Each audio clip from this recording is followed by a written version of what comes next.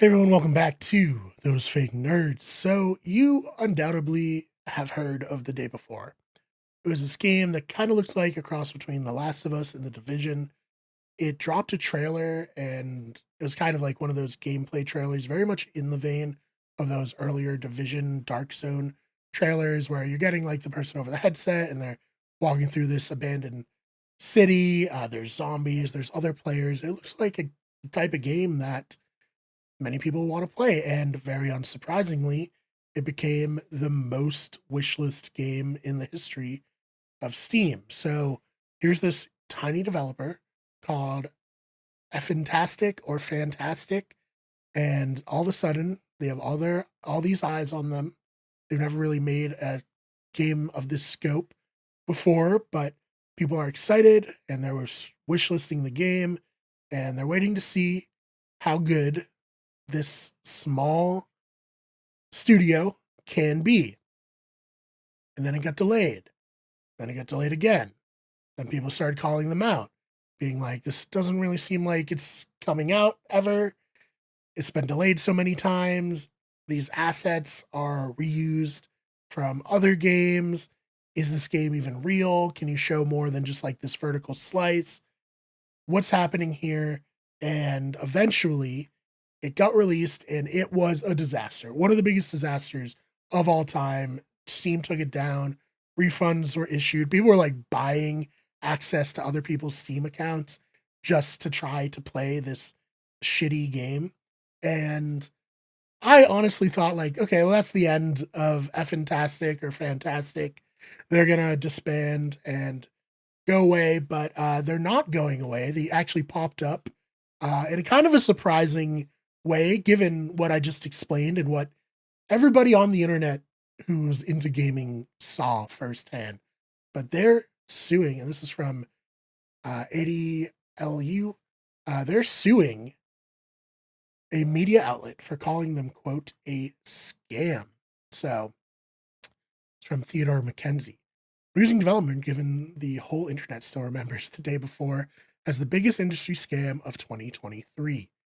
After the fiasco of what was once Steam's most wishlist game, the day before, developer studio Fantastic, responsible for what many considered to be the worst game of 2023, is now seemingly exploring new ways to make money. Recently, they filed a lawsuit against a media outlet for labeling their failed game a scam and accusing them of borrowing gameplay mechanics from other games. The descriptions of Fantastic claims had damaged their reputation.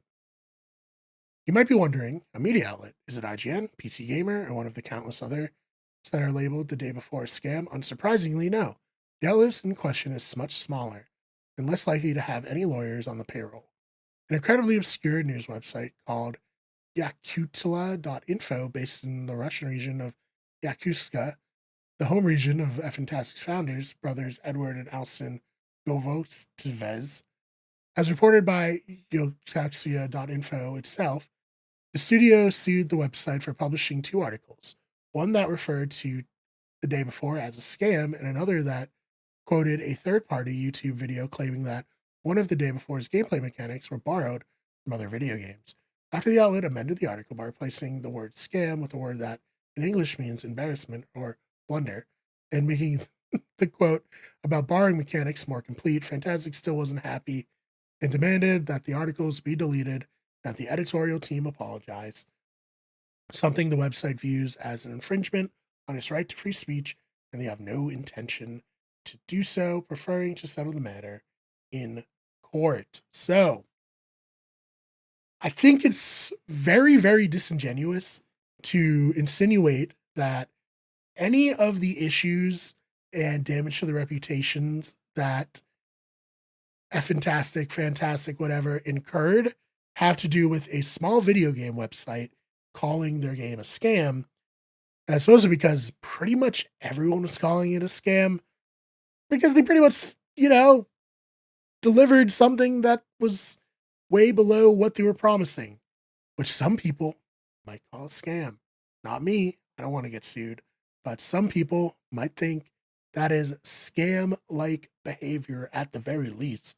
So, don't really understand where this company is going.